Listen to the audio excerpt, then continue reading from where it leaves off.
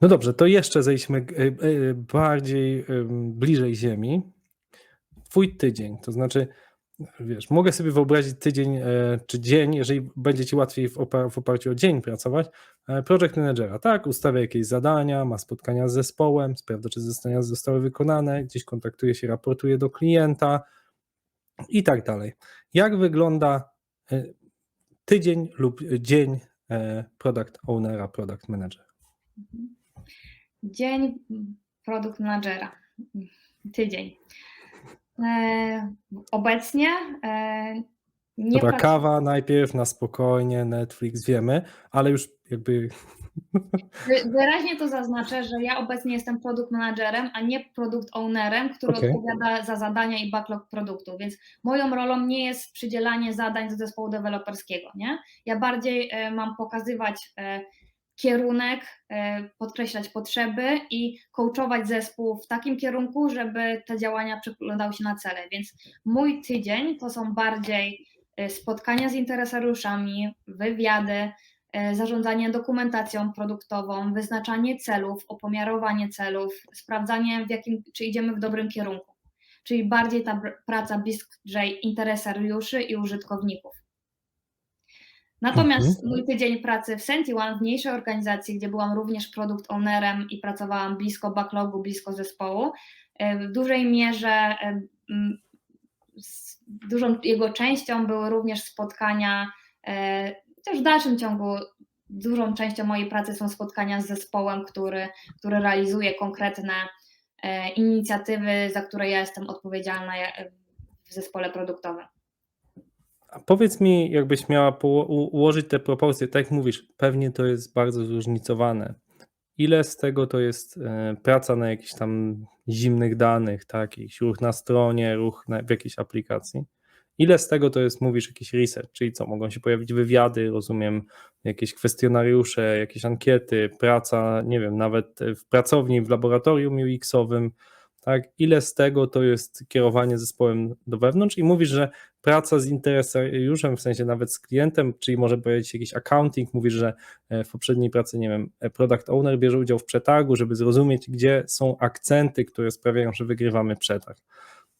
Tylko proszę nie odpowiadaj, że to zależy, spróbuj jakoś dać kontekst, od czego to zależy. Od czego to zależy, czym się zajmuję? Gdzie te akcenty się rozkładają, od czego to zależy? Czy od wielkości organizacji, czy od typu, jakby? Według mnie i moich doświadczeń, od mojej dojrzałości jako product manager. Jak byłam mniej doświadczonym product managerem, to pracowałam bliżej rozwiązań, bliżej zespołu deweloperskiego.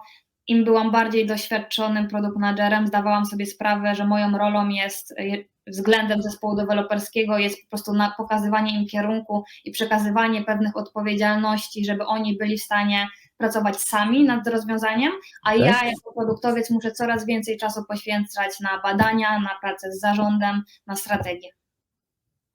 Okej, to od razu zapytam, mówisz z zarządem, do kogo raportuje właściwie taki product owner tak zazwyczaj? No pewnie domyślam się, że w Atlassianie ciężko, żebyś raportowała do zarządu, ale jakby jaka jest taki typowa ścieżka, kto jest jakby nad tym product ownerem, do kogo się raportuje? Na to pytanie nie da się odpowiedzieć inaczej niż to zależy.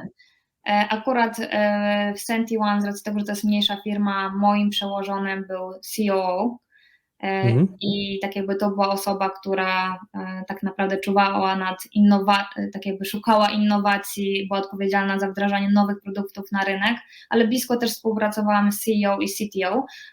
Obecnie w większej firmie tak jakby jestem częścią większego zespołu produktowego, pracujemy razem, ale tak jakby raportujemy, chociaż ciężko to nazwać raportowaniem, do osoby, która jest odpowiedzialna za nasz zespół.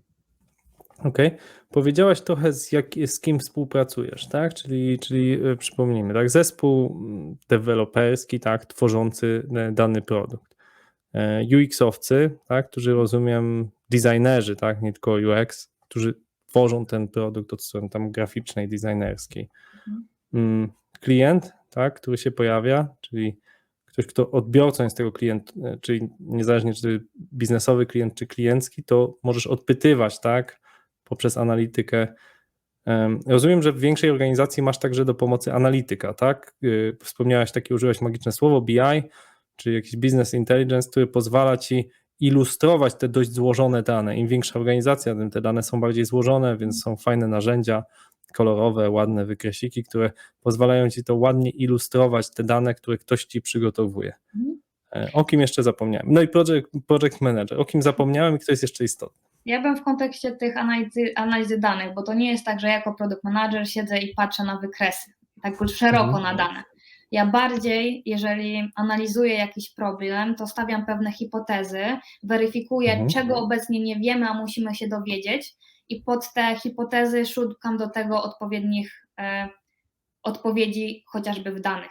I wtedy to jest współpraca z tym analitykiem danych, że ja przedstawiam mu tą hipotezę, no i razem szukamy na to odpowiedzi, na tą konkretną hipotezę.